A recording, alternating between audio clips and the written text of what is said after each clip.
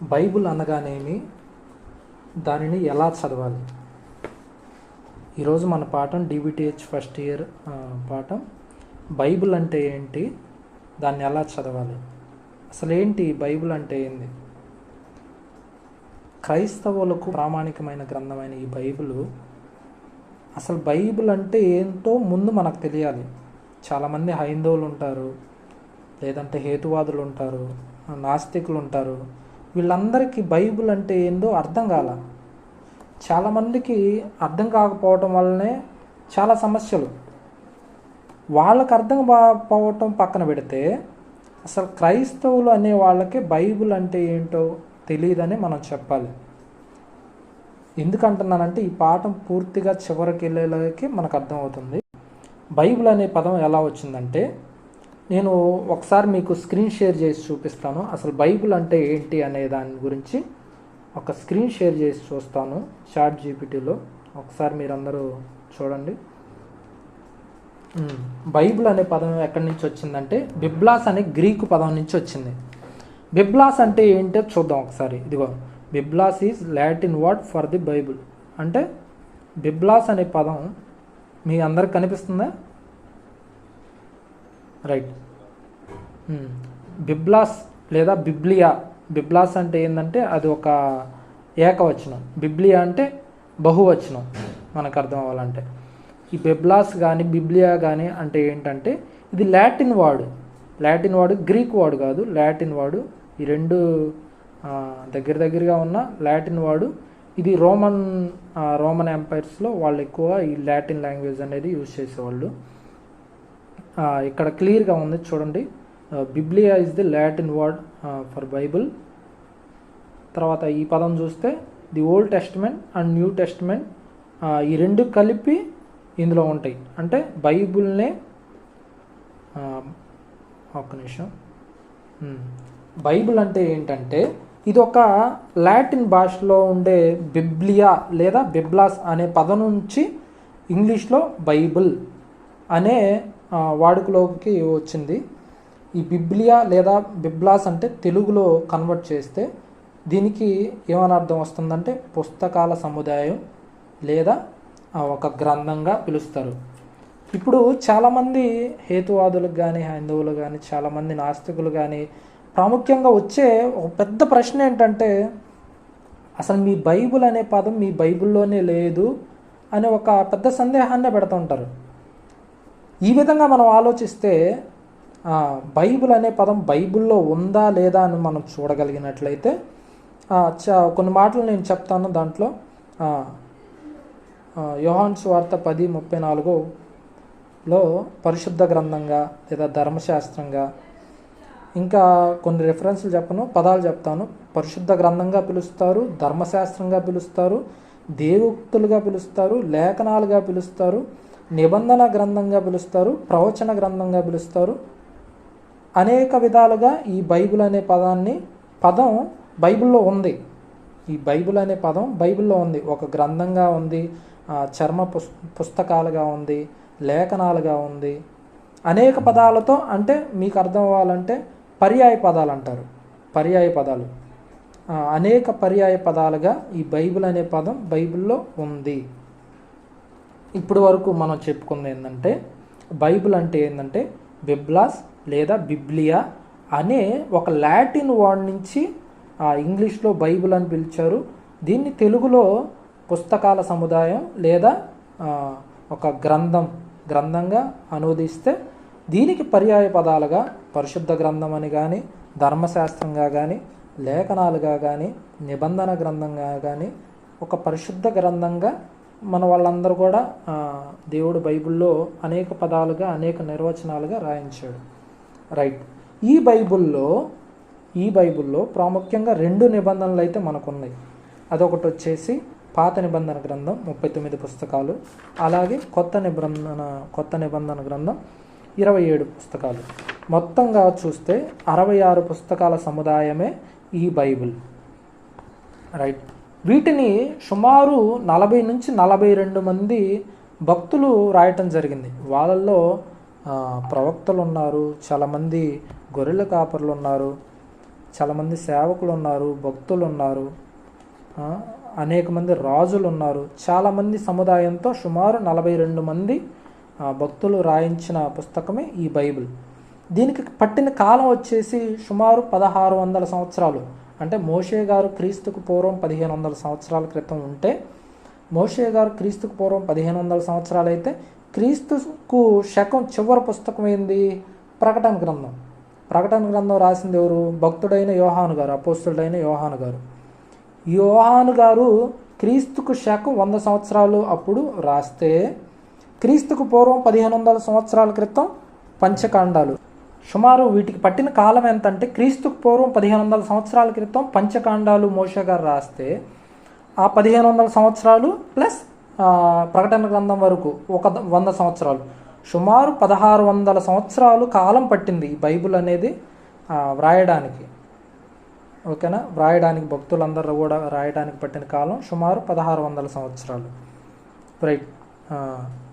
వీటిని ముద్రించింది, మొట్టమొదటిగా వీటిని ముద్రించింది ఎవరంటే 1455 సంవత్సరంలో జాన్ గూటన్బర్గ్ అనే ఒక ప్రముఖ వ్యక్తి వీటిని అనేది మొట్టమొదట ముద్రణ యంత్రం కనుగొన్న తర్వాత మొట్టమొదట ముద్రించిన గ్రంథంగా బైబిల్ ఉంది.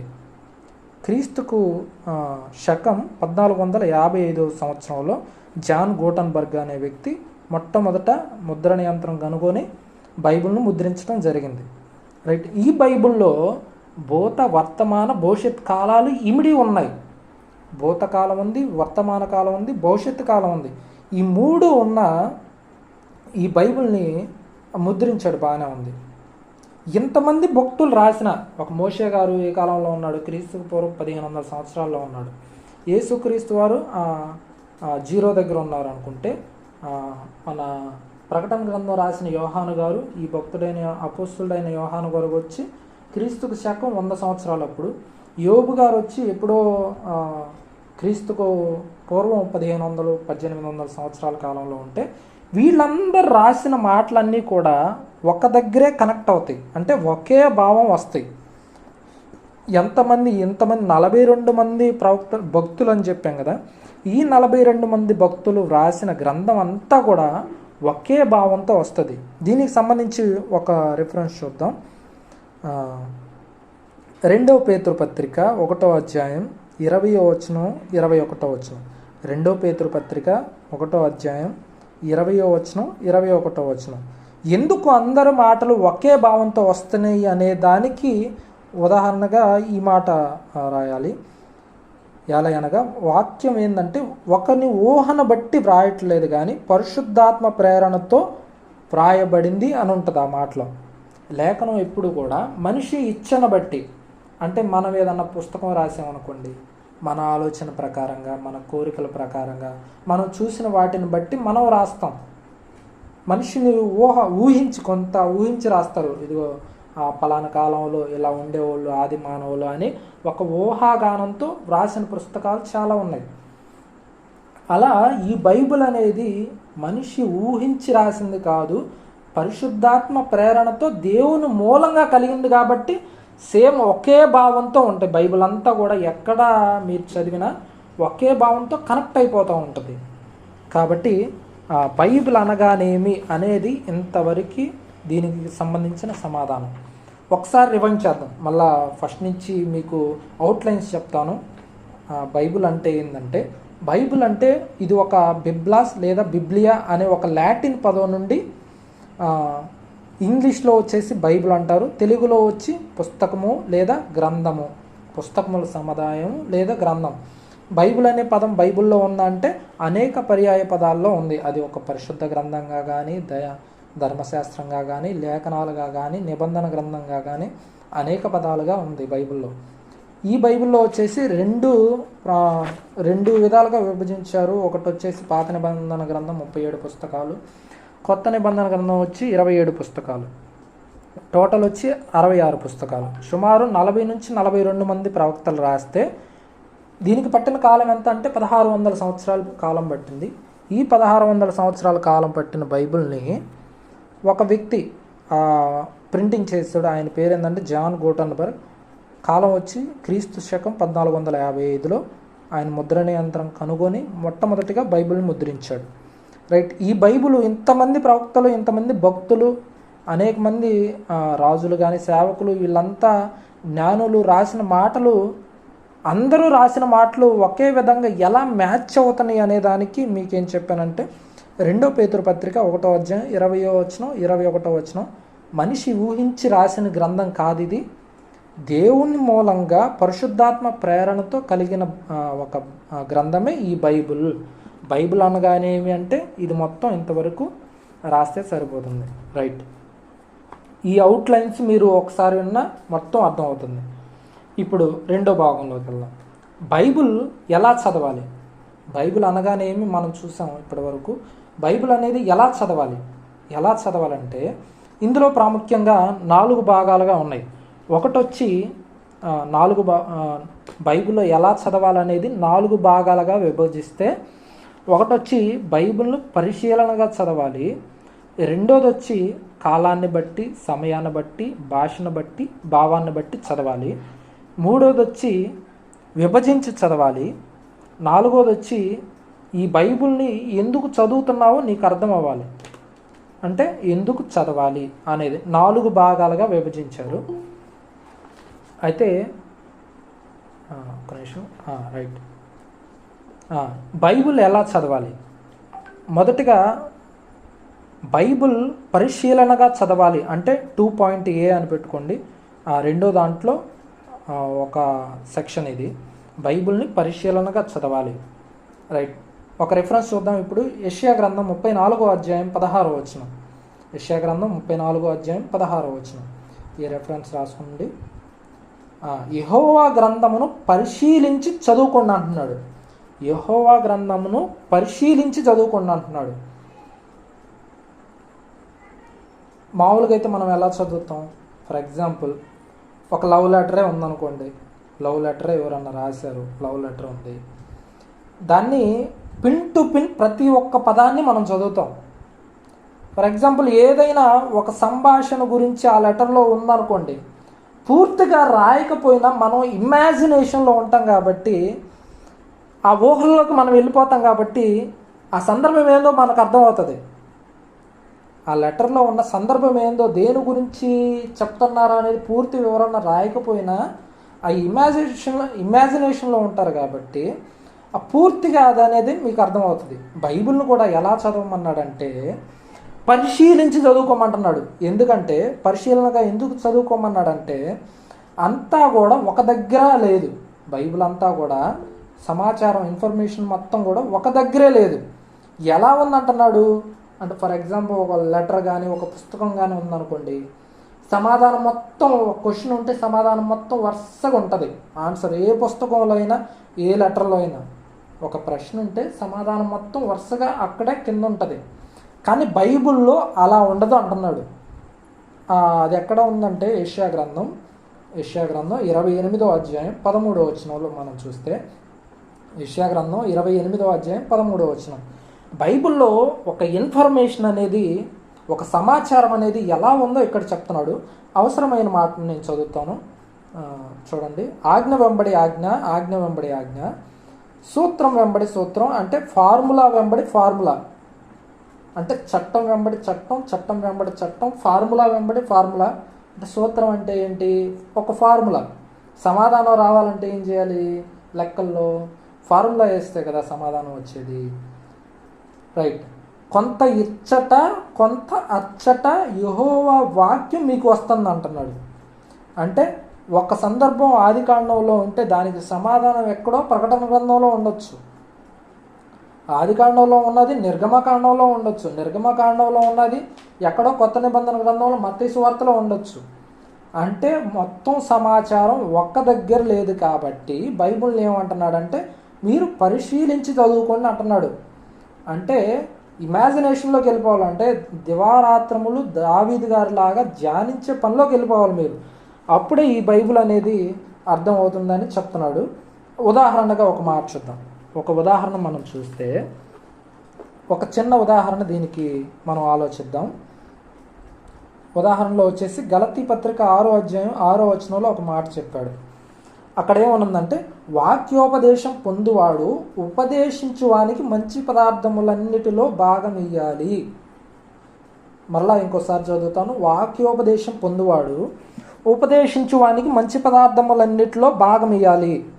అంటే దీన్ని బట్టి ప్రస్తుతం ఉన్న క్రైస్తవ సోదరులందరూ కూడా ఏమనుకున్నారంటే, చాలామంది మీరు ఇప్పటికి కూడా చూస్తూ ఉంటారు, చాలా సంఘాల్లో మా ఊర్లో కానీ బయట ఊర్లో కానీ చాలా సందర్భాల్లో నేను గమనించాను. చాలామంది ఏం చేస్తుంటారంటే, ఫర్ ఎగ్జాంపుల్ వాళ్ళు ఒక రైస్ బ్యాగ్ తెచ్చుకున్నారు అనుకోండి ఇంట్లోకి, ముందుగా కొంచెం బియ్యం అనేది తీసి ఒక గిన్నెలో పెట్టుకుంటారు. ఎందుకంటే మొదట భాగంగా వాక్యోపదేశం పొందువాడు ఉపదేశించువాడికి మంచి పదార్థాలు, ఈ పదార్థాల్లో భాగం ఇవ్వాలి కాబట్టి కొన్ని బియ్యం తీసి పక్కన పెట్టుకోవాలి గిన్నెలో అని పక్కన పెట్టుకుంటూ ఉంటారు. ఏదన్నా కోడి గుడ్లు పెట్టింది అనుకోండి, ఆ గుడ్లు ముందు పక్కన పెట్టుకుంటారు. కాయలు ఏమన్నా కాసినాయి అనుకోండి, ముందు పక్కన పెట్టుకుంటారు. ఏమన్నా వీళ్ళు బట్టలు తెచ్చుకున్నారు అనుకోండి, ముందు సేవకులకు కూడా, అంటే వాక్యోపదేశం చేసే వాళ్ళకు కూడా ముందు పక్కన పెట్టుకుంటారు. ఏ పదార్థాల్లో అయినా ముందు సేవకుల కోసం మంచి పదార్థాల్లో భాగం ఇవ్వాలని గలతీ పత్రిక 6వ వచనంలో ఉంది. కాబట్టి వాళ్ళ తినే ఆహారం కానించి ప్రతి విషయంలో కూడా చాలామంది సోదరులు ఇప్పటి వరకు ప్రతి దానిలో కూడా ఈ భాగం అనేది తీస్తూ ఉంటారు. మీరందరూ కూడా గమనించుంటారు, చాలామంది మీకు కూడా తెలుసు. రైట్, ఈ మాటలో చెప్తుంది వాక్యోపదేశం పొందువాడు ఉపదేశించువానికి మంచి పదార్థాల్లో భాగం ఇవ్వాలంటే ఏ మంచి పదార్థాలు అనేది ఇందాక మనం బైబిల్ని పరిశీలించి చదువుకోవాలన్నాం కదా, అలా ఆజ్ఞ వెంబడి కొంత ఇచ్చట గలతీ పత్రిక 6వ వచనంలో కొంత ఇచ్చట ఉంది, కొంత సమాచారం ఇంకో దగ్గర ఉంది. ఈ మంచి పదార్థం అంటే ఏంటి అనే దాని గురించి సమాచారం ఇంకో దగ్గర ఉంది. ఆ మాట చూద్దాం మనం. 2 తిమోతి పత్రిక 1వ అధ్యాయం 13వ వచనం 14వ వచనం. 2 తిమోతి పత్రిక, తిమోతికి రాసిన 2వ పత్రిక, అపోస్తలుడైన పౌలు గారు తిమోతికి రాసిన 2వ పత్రిక 1వ అధ్యాయం 13, 14 వచనాలు. ఇప్పుడు నేను చదువుతాను. క్రీస్తు యేసునందుంచవలసిన విశ్వాస ప్రేమలు కలిగిన వాడివై నీవు నా వలన వినిన హితవాక్య ప్రమాణమును, అంటే వాక్యాన్ని, నీకు అప్పగింపబడిన మంచి పదార్థాలను, వాక్యాన్ని ఏమని అనువదిస్తున్నాడంటే మంచి పదార్థాలుగా భావించి అపోస్తలుడైన పౌలు గారు తిమోతి గారికి వివరణగా రాస్తున్నాడు. అంటే మంచి పదార్థాలు అంటే ఏంటంటే హితవాక్యము. వాక్యం అంటే కొంత అచ్చట ఉంది. గలతీ పత్రిక 6వ అధ్యాయం 6వ వచనంలో కొంత ఇచ్చట ఉంది. అంటే ఇంకొక మాట చూద్దాం, ఇంకో ఉదాహరణ మనం చూస్తే ఆదికాండం 3వ అధ్యాయం 1వ వచనంలో ఏముంటుంది, మొదట హవ్వ దగ్గరికి సాతాను వచ్చినట్టు ఉంటుంది. ఏమని ఉంటుందంటే ఇది నిజమా అని మొట్టమొదట హవ్వ దగ్గరికే బైబిల్లో సాతాను ఎంట్రన్స్ అయినట్టు ఉంటుంది. కొంత ఇచ్చట ఉంది కదా, కొంత వేరే దగ్గర ఉంటుంది. ఎక్కడ? 1 తిమోతి పత్రిక 2:14 ఏమని ఉంటుందంటే ఆదాము మోసపరచబడలేదు కానీ అని ఉంటుంది. అంటే ఆదాము దగ్గరికి ముందెళ్తే కదా ఆయన మోసపరచబడలేదని చెప్తున్నాడు. ముందు ఎవరి దగ్గరికి వెళ్ళి ఉండిద్ది? సాతాను ఆదాము దగ్గరికి వెళ్ళింది. మరి ఆది కాండంలో ఆ మాట లేదంటే, అంటే టోటల్ ఇన్ఫర్మేషన్ అనేది అక్కడ రాయలేదు. ఎందుకంటే మనం పరిశీలించి చదువుకోవాలి కాబట్టి. రైట్, మొదటి భాగంగా ఇందులో 2వ పాయింట్లో 2.aలో బైబిల్ను పరిశీలించి ఎందుకు చదువుకోవాలనే దానికి ఉదాహరణలు నేను చూపించాను. మరలా ఒకసారి రివైండ్ చేస్తాను. బైబిల్ను పరిశీలించి చదువుకోవాలి. యెషయా గ్రంథం 34:16 ఏమనుందంటే యెహోవా గ్రంథమును పరిశీలించి చదువుకోండి అంది. దీన్ని ఎలా మనం ఉదాహరణ ఏం చెప్పామంటే, ఒక లవ్ లెటర్ ఉంది, దాన్ని మనం పిన్ టు పిన్ చదువుకొని ఏదైనా ఒక సందర్భం అక్కడ రాయకపోయినా ఇమాజినేషన్లోకి వెళ్ళి ఈ సందర్భం గురించి రాసింది అనేది మనకు అర్థమవుతుంది. కాబట్టి బైబిల్ను కూడా అలా చదువుకోమన్నాడు. ఎందుకు అలా చదువుకోమన్నాడు అంటే ఇన్ఫర్మేషన్ మొత్తం కూడా ఒక దగ్గర లేదు, కొంత ఇచ్చట ఉంది, కొంత అచ్చట ఉంది. దానికి 2 ఉదాహరణలు చెప్పాను. అది గలతీ పత్రిక 6వ అధ్యాయం 6వ వచనంలో వాక్యోపదేశం పొందేవాడు మంచి పదార్థాలు భాగం ఇవ్వాలనే దానికి ఆన్సర్గా దాన్ని హితవాక్యము అనేదాన్ని మంచి పదార్థాలుగా అపోస్తలుడైన పౌలు గారు వర్ణించి మాట్లాడాడు. ఇంకో ఉదాహరణ ఏం చెప్పానంటే మొదట హవ్వ దగ్గరికి సాతాను వెళ్ళింది అని ఆదికాండం 3:1 ఉంటుంది. కానీ మొదటి తిమోతి పత్రిక 2:14 ఏమో ఆదాము మోసపరచబడలేదు, అంటే మొట్టమొదట దెయ్యం అనేది ఆదాము దగ్గరికి వెళ్ళింది, హవ్వ అయితే మోసపోయింది అనేది వర్ణించాడు. అంటే కొంతేమో ఆదికాండంలో ఉంది, కొంతేమో తిమోతి పత్రికలో ఉంది. ఇది వచ్చేసి బైబిల్ని ఎలా చదవాలి అనే దాంట్లో బైబిల్ని పరిశీలించి చదవాలి అనే దాన్ని వివరణ. రెండో పాయింట్, బైబిల్ని ఎలా చదవాలి అనే దాంట్లో 2.B వచ్చేసి కాలాన్ని బట్టి, సందర్భాన్ని బట్టి, భాషను బట్టి, భావాన్ని బట్టి చదవాలి. కాలము, సందర్భము, భాష, భావం. ఇందులో కాలం గురించి మనం ఆలోచిద్దాం.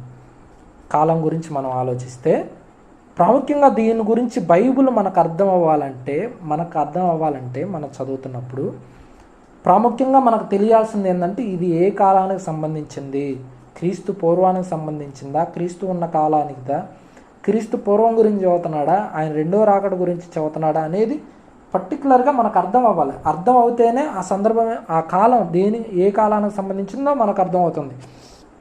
దీనికి సంబంధించి ఒక రిఫరెన్స్ చూద్దాం.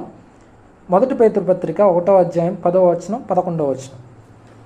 మొదటి పేతురు పత్రిక 1:10-11. ఆ ఆత్మ ఏ కాలమును ఎట్టి కాలమును సూచించుచూ వచ్చెనో దాన్ని విచారించి పరిశోధించిరి. అంటే కాలం తెలిస్తేనే నీకు బైబిల్ అర్థమవుతుంది అంటున్నాడు. కాలం తెలిస్తేనే బైబిల్ అర్థం అవుతుంది అంటున్నాడు. ఉదాహరణగా చూద్దాం. 2 ఉదాహరణలు చూద్దాం. ఇప్పుడు యెహోషువ గారు ఉన్నారు. ఆయన ఏ కాలంలో ఉన్నాడు? క్రీస్తుకు పూర్వం మోషే గారి కాలం, అంటే సుమారు 1500 సంవత్సరాలు. క్రీస్తుకు పూర్వం 1500 సంవత్సరాలు. ఆ కాలంలో ఆయన ఏం చేశాడంటే సూర్యుడిని చంద్రుడిని ఆపేశాడు. సూర్యుడిని చంద్రుడిని యెహోషువ గారు ఆపేశాడు కాబట్టి ఈరోజు నేను కూడా ప్రార్థన చేస్తే సూర్యుడు చంద్రుడు లాగారుగా. ఆ కాలం వేరు, ఈ కాలం వేరు. ఇంకొక సందర్భం చూస్తే మోషే గారు సముద్రాన్ని 2 పాయలుగా చేశాడు. ఆ కాలం ఏంది? క్రీస్తుకు పూర్వం 1500 సంవత్సరాల క్రితం మోషే గారు ఉన్నారు. ఆ కాలంలో వాళ్ళని నమ్మించడానికి, దేవుడు ఇశ్రాయేలుని విడిపించడానికి, వాళ్ళందరిని నమ్మటానికి ఎర్ర సముద్రాన్ని అనేది 2 పాయలుగా చేశాడు. ఈ కాలంలో నేను కూడా అందరిని నమ్మించడానికి, నేను కూడా ప్రార్థన చేసి కొత్తపట్నంలో ఉన్న సముద్రాన్ని 2 పాయలు చేస్తానంటే కుదరదు.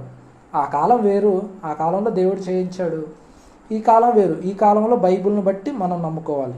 ఏదైనా కూడా చదివి గ్రహించి తెలుసుకోవాలి. రైట్, ఇది కాలానికి సంబంధించిన వివరణ. రెండోది వచ్చేసి సందర్భం.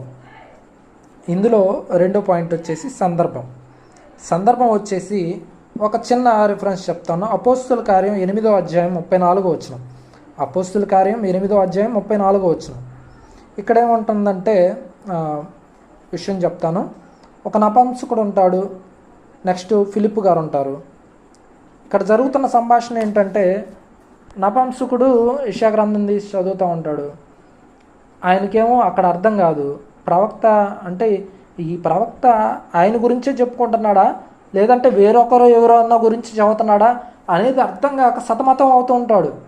ఆ సందర్భంలో ఫిలిప్ గారు రావటం, ఫిలిప్ గారు వచ్చి ఈ సందర్భము యెషయా గారి గురించి కాదు, ఆయన యేసుక్రీస్తు వారి గురించి, రాబోయే వాని గురించి ఈ సందర్భం చెప్తున్నాడు అనే దాని గురించి వివరంగా అప్పుడు చెప్తాడు. అంటే ఆయన యెషయా గారి గురించి తన గురించి తానే చెప్పుకుంటున్నాడా, లేదంటే భవిష్యత్తులో రాయబోయే ఒక ప్రవచనాన్ని చదువుతున్నాడా అనేది అర్థం కాకపోతే బైబిల్ మనకు అర్థం కాదు. ఆ సందర్భం అర్థమైనప్పుడే మనకు బైబిల్ అర్థమవుతుంది. ఉదాహరణకు చూస్తే, దీంట్లో ఉదాహరణ చూస్తే ఇప్పుడు దశంభాగాల గురించి ఉంది. మనం ఆలోచిస్తే లేవియాకాండం 27:34 చూస్తే అందరూ కూడా ఈ కాలంలో దశంభాగాల పేరట చాలామంది దశంభాగాలు ఇస్తూ ఉంటారు. అంటే 10వ వంతు ప్రతి వాళ్ళు కూడా ఇశ్రాయేలీయులు తీసుకొచ్చి దేవునికి ఇవ్వాలి అనే ఒక చట్టం ఇశ్రాయేలీయులకు ఉండేది. ఇది ఎవరి కోసం చెప్తున్నాడు అనే దశంభాగాలు అనేది ఎవరి కోసం చెప్తున్నాడు అనే దాని గురించి వివరణగా లేవియాకాండ 27:34 ఏమనుందంటే, ఇవి ఇశ్రాయేలీయుల కొరకు సీనాయి కొండ మీద మోషే గారికి దేవుడిచ్చిన ఆజ్ఞలు, అంటే ఇశ్రాయేలీయులు పాటించవలసినవి. నేటి క్రైస్తవులు దాన్ని పాటించవలసిన అవసరం లేదని క్లియర్గా ఒక సందర్భాన్ని దేవుడు వివరించి రాశాడు. ఓకే, ఇది సందర్భం గురించిన వివరణ. నెక్స్ట్ భాష గురించి. మెయిన్ బైబిల్ చదివేటప్పుడు భాషా జ్ఞానం అనేది తప్పనిసరిగా ఉండాలి. ఎందుకు ఉండాలంటే ఆదికాండం 6వ అధ్యాయం 22వ వచనం మనం చూస్తే, ఆదికాండం 6వ అధ్యాయం 22వ వచనం మనం చూస్తే అందులో ఏమని ఉంటుందంటే నోవాహు గారు అట్లు చేసెను అని ఉంటుంది.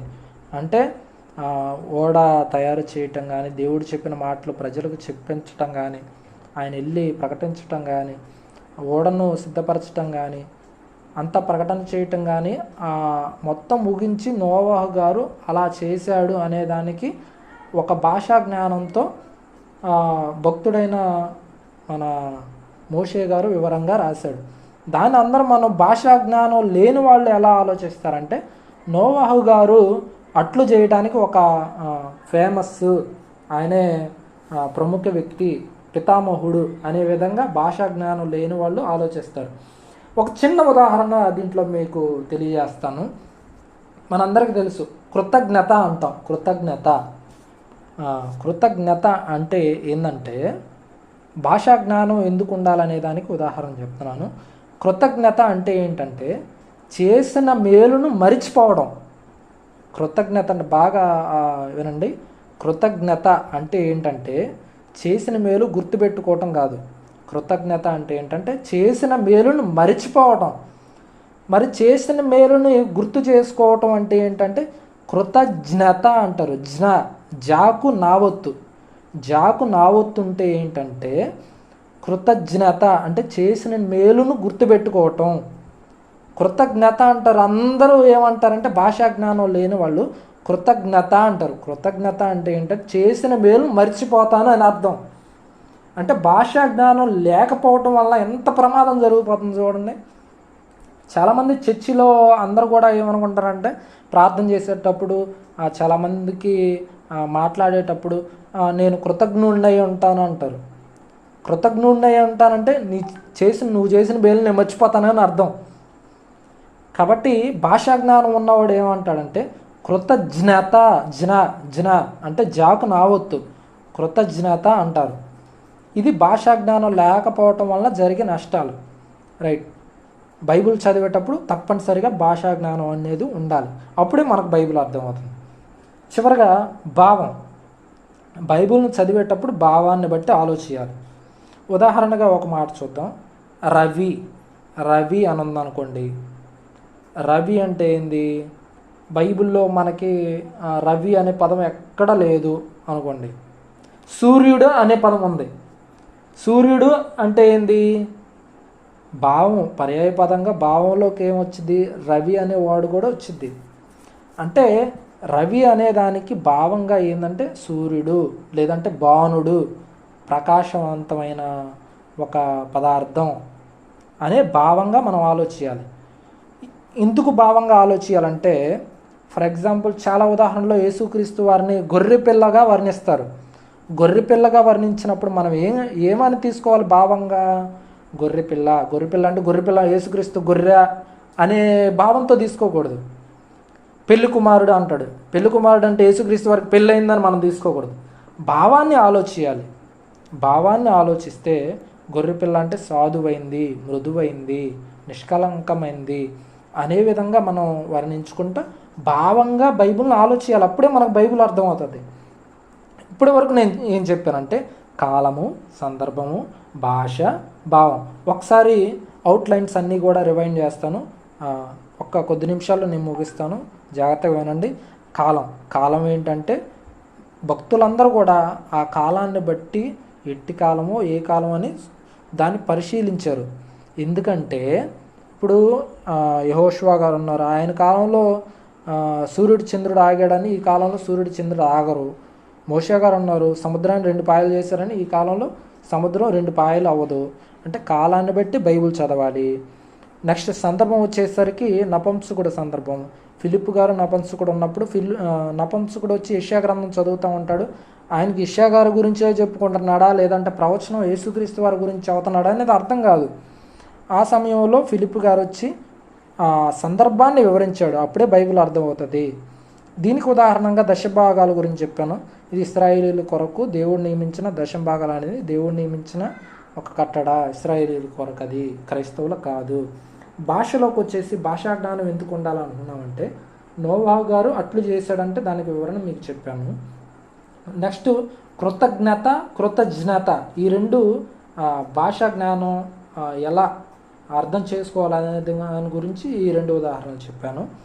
నెక్స్ట్ భావంకి వచ్చేసరికి గొర్రె పిల్ల గురించి ఉదాహరణ చెప్పాను. గొర్రె పిల్ల లేదంటే రవి అనే దాని గురించి ఈ రెండు ఉదాహరణలు మీకు భావం గురించి చెప్పాను.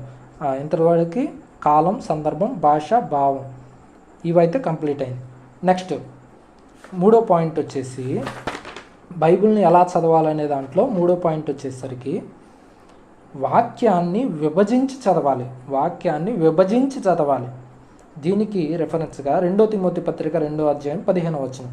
2 తిమోతి పత్రిక 2వ అధ్యాయం 15వ వచనం. ఇక్కడ ఏమన్నా ఉంటుందంటే సత్యవాక్యమును సరిగా విభజించువానిగా, ఫుట్ నోట్లో విభజించువానిగా, ఉపదేశించువానిగా అంటే విభజించువానిగా అని ఉంటుంది. అంటే వాక్యాన్ని విభజించి చదవాలి.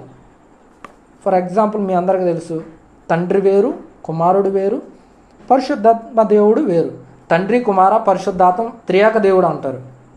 తండ్రి వేరు, కుమారుడు వేరు, పరిశుద్ధాత్మ వేరు అని ముగ్గురు 3 విధాలుగా విడివిడిగా ఉన్నా కూడా 3 కలిపి చదివేస్తారు.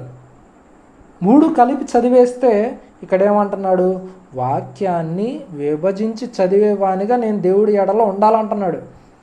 తండ్రి వేరుగా ఉంది, అది తండ్రి పరలోకంలో ఉన్నాడు, కుమారుడు ఆయన కుడిపార్శ్వంలో కూర్చున్నాడు, పరిశుద్ధాత్మ దేవుడు పావురాకార రూపంలో భూమి మీదకి వచ్చేసాడు.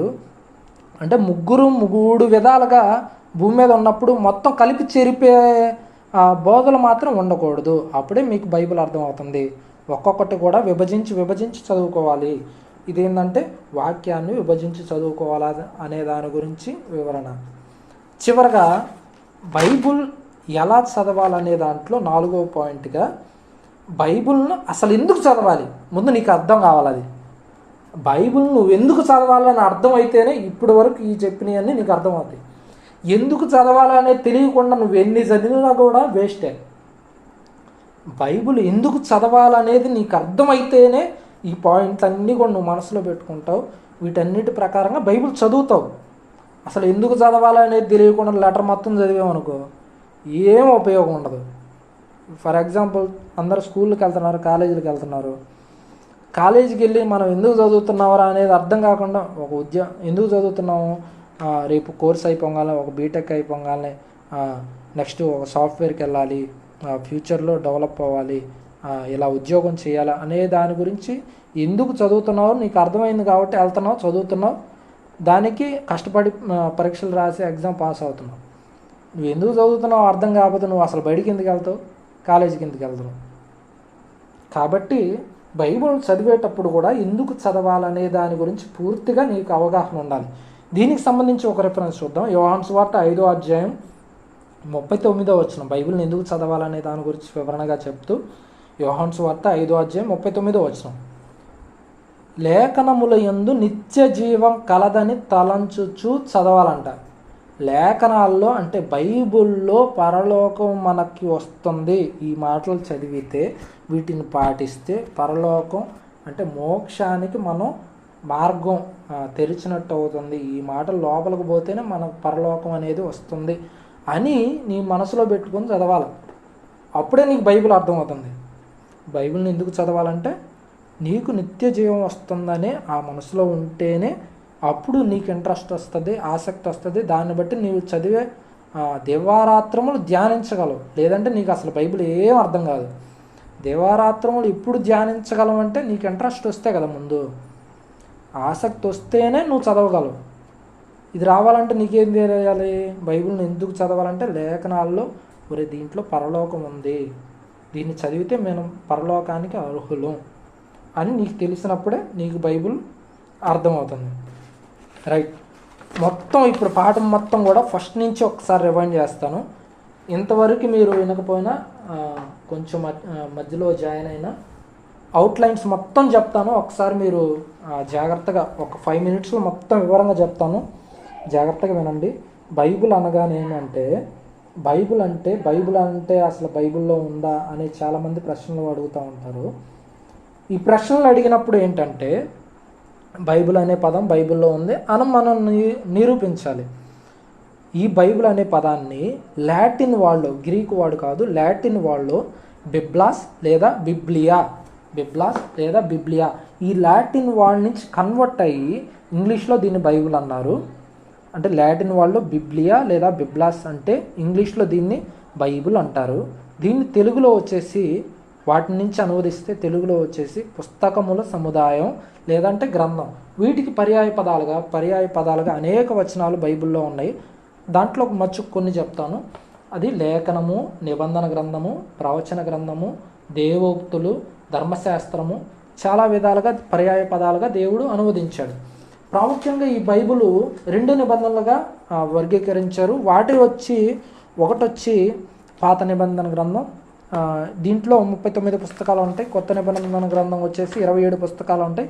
మొత్తం కూడా 66 పుస్తకాల సముదాయమే ఈ బైబిల్. సుమారు 40 నుంచి 42 మంది భక్తులు అందరూ కూడా కలిసి ఈ బైబిల్ని రాశారు. అందులో రాజులు ఉన్నారు, భక్తులు ఉన్నారు, చాలామంది గొర్రెల కాపరులు ఉన్నారు, చాలామంది వలసకారులు ఉన్నారు, అనేక మంది పశువుల కాపరులు ఉన్నారు, అనేక మంది సముదాయమే 42 మంది సముదాయమే ఈ బైబిల్. సుమారు దీనికి పట్టిన కాలం ఎంత అంటే 1600 సంవత్సరాల కాలం పట్టింది. మొట్టమొదటిగా బైబిల్ని ముద్రించిన వ్యక్తి జాన్ గూటన్బర్గ్. కాలం వచ్చేసి క్రీస్తు శకం 1455 సంవత్సరంలో ఈయన బైబిల్ని మొట్టమొదటిగా ముద్రించాడు. ఇంతమంది భక్తులు రాసినా కూడా బైబిల్ మొత్తం కూడా ఒకటే భావంతో లింక్ అయి ఉంటుంది. దానికి సంబంధించిన రిఫరెన్స్ మీకు ఏం చెప్పానంటే 2 పేతురు పత్రిక 1వ అధ్యాయం 20-21 వచనంలో చెప్పాను. మనిషి ఊహించి రాసింది కాదు. ఊహించి రాసిందంటే ఎప్పుడో డార్విన్ సిద్ధాంతం లాగా ఉంటుంది. ఆది మానవుడు ఉన్నాడు, ఇలా చేస్తుంటాడు, ఇట్టా మండించుంటాడు, ఇలా వండుకొని ఉంటాడు, ఇలా బట్టలు ధరించుంటాడు అనేది ఊహను బట్టి రాసింది కాబట్టి ఇప్పుడు ఫెయిల్ అయింది. బైబిల్ అలా రాసింది కాదు. బైబిల్ ఎలా రాసిందంటే పరిశుద్ధాత్మ ప్రేరణతో దేవుని మూలంగా కలిగింది కాబట్టి ఇప్పటికీ కూడా వర్తమాన భవిష్యత్తు కాలాన్ని బైబిల్ చెప్తూ ఉంది. ఇదే వివరణ అంటే బైబిల్ అనగానేమి అనే దాని గురించి వివరణ. బైబిల్ని ఎలా చదవాలి అనే 2వ పాయింట్లో ఇది 4 భాగాలుగా విభజించాం. దీంట్లో బైబిల్ని ఎలా చదవాలనే దాంట్లో 4 భాగాలుగా విభజిస్తే మొట్టమొదటిది బైబిల్ను పరిశీలనగా చదవాలి. రెండోది కాలం, సందర్భం, భాష, భావాన్ని బట్టి చదవాలి. 3వది విభజించి చదవాలి. 4వది ఎందుకు చదవాలి అనేది నీకు అర్థం అవ్వాలి ముందు. దీంట్లో 1వది వచ్చేసి బైబిల్ను పరిశీలనగా చదవాలి. బైబిల్ను పరిశీలనగా చదవాలంటే యెషయా గ్రంథం 34:16లో యెహోవా గ్రంథమును పరిశీలించి చదువుకోమన్నాడు. పరిశీలించి ఎందుకు చదువుకోవాలంటే ఉదాహరణగా ఒక లవ్ లెటర్ గురించి చెప్పాను. లవ్ లెటర్ను నువ్వు పూర్తిగా సందర్భం రాయకపోయినా నీకు దాని మీద ఇంట్రెస్ట్ ఉంటుంది కాబట్టి అది మొత్తం కూడా ఇమాజినేషన్ చేసుకొని మొత్తం కూడా చెప్పకపోయినా ఆ భావం ఏందో, ఆ సందర్భం ఏందో, ఆ కాలం ఏందో అనేది నీకు అర్థమవుతుంది. ఎందుకు పరిశీలించి చదువుకోమన్నాడంటే ఇన్ఫర్మేషన్ మొత్తం కూడా ఒక లెటర్లో ఒక దగ్గర కూడా లేదు. ఇన్ఫర్మేషన్ కూడా మొత్తం కూడా ఒక దగ్గర లేదు. ఎక్కడ ఉందంటే కొంత ఇచ్చటుంది, కొంత అచ్చటుంది. దానికి ఉదాహరణగా 2 ఉదాహరణలు చెప్పాను. దాంట్లో గలతీ పత్రిక 6వ అధ్యాయం 6వ వచనం చెప్పాను. ఏంటంటే వాక్యోపదేశం పొందువాడు ఉపదేశించేవాడికి మంచి పదార్థాలన్నింటిలో భాగం వేయాలి.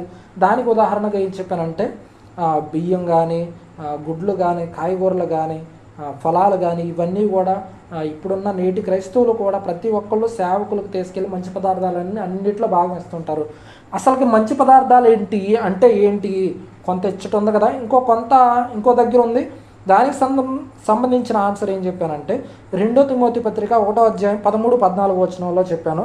ఆ మంచి పదార్థాలు ఏవో కాదు, వాక్యమే మంచి పదార్థంగా పౌలు గారు వర్ణించాడు. కాబట్టి ఇంకొక ఉదాహరణ ఏం చెప్పారంటే ఆదికాండం 3వ అధ్యాయం 1వ వచనంలో మొట్టమొదట సాతాను అనేది హవ్వ దగ్గరికి వెళ్ళింది. కానీ కొంత ఇచ్చట ఉంది కదా, ఆదికాండం 3వ అధ్యాయం 1వ వచనంలో హవ్వ దగ్గరికి వెళ్ళింది మొట్టమొదట సాతాను అని ఉంటుంది. కానీ 1 తిమోతి 2:14లో ఏమని ఉంటుందంటే ఆదాము మోసపరచబడలేదు. కానీ అంటే ఆదాము మోసపరచబడలేదు అంటే సాతాను ముందుగా ఎవరి దగ్గరికి వెళ్ళి ఉండిద్ది? ఆదాము దగ్గరికి వెళ్ళి ఉండిద్ది. కానీ ఆదికాండం 3వ అధ్యాయం 1వ వచనంలో ఆ సందర్భం రాయలే. అంటే కొంత అచ్చట ఉంది, కొంత ఇచ్చట ఉంది అనే దానికి ఉదాహరణగా ఇది చెప్పాను. నెక్స్ట్ కాలం, సందర్భం, భాష, భావం. ఇందులో రెండో భాగం వచ్చి కాలం, సందర్భం, భాష, భావం. ఇందులో కాలానికి వచ్చేసరికి ఏ కాలం ఏ సమయం అనేది తెలియాలి తప్పనిసరిగా, అప్పుడే మనకు బైబిల్ అర్థమవుతుంది. భక్తులందరూ కూడా అలా చేశారు. దీనికి ఉదాహరణగా యెహోషువ గారిని, మోషే గారిని, ఈ రెండును కూడా వివరించాను. నెక్స్ట్ సందర్భంకి వచ్చేసరికి నపుంసకుడిని, ఫిలిప్ గారిని, వీళ్ళిద్దరి సంభాషణని వివరించాను. నెక్స్ట్ భాషకు వచ్చేసరికి, భాషా జ్ఞానంకి వచ్చేసరికి కృతజ్ఞత, కృతజ్ఞత, ఈ రెండు వీటికి భాషా జ్ఞానాన్ని ఎలా మనం అర్థం చేసుకోవాలనే దాని గురించి వివరించాను. నెక్స్ట్ నోవాహు గారు అట్లు చేసినంటే దానికి భాషా జ్ఞానంతో ఎలా ఆలోచించాలనే దాని గురించి చెప్పాను. నెక్స్ట్ తర్వాత వచ్చేసరికి భావం, భావాన్ని ఎలా అర్థం చేసుకోవాలంటే గొర్రెపిల్ల ఉండగానే రే యేసుక్రీస్తు వారు గొర్రె అనే దాని గురించి భావం ఎలా అర్థం చేసుకోవాలనే దాని గురించి చెప్పాను. పెళ్లి కుమారుడు అనే వర్ణించినప్పుడు భావంగా ఎలా తీసుకోవాలి, రవి అనగా సూర్యుడు, భానుడు, ప్రకాశవంతమైన ఒక పదార్థం అనే దాని గురించి భావంగా ఆలోచించాలని చెప్పాను. నెక్స్ట్ వాక్యాన్ని విభజించి చదువుకోవాలి, అంటే తండ్రి వేరు, కుమారుడు వేరు, పరిశుద్ధాత్మ దేవుడు వేరు, వేరుగా విభజించి చదివినప్పుడే మనకు బైబిల్ అర్థమవుతుంది అనే దాని గురించి, వాక్యాన్ని విభజించి చదువుకోవాలనే దాని గురించి చెప్పాను. నెక్స్ట్ అసలు బైబిల్ ఎందుకు చదవాలి, బైబిల్ ఎందుకు చదవాలంటే నిత్యజీవం మనకు వస్తుంది కాబట్టి అది మనసులో పెట్టుకొని అది మనకు ఆ మనసుతో మనం చదివినప్పుడే బైబిల్ మనకు అర్థమవుతుంది.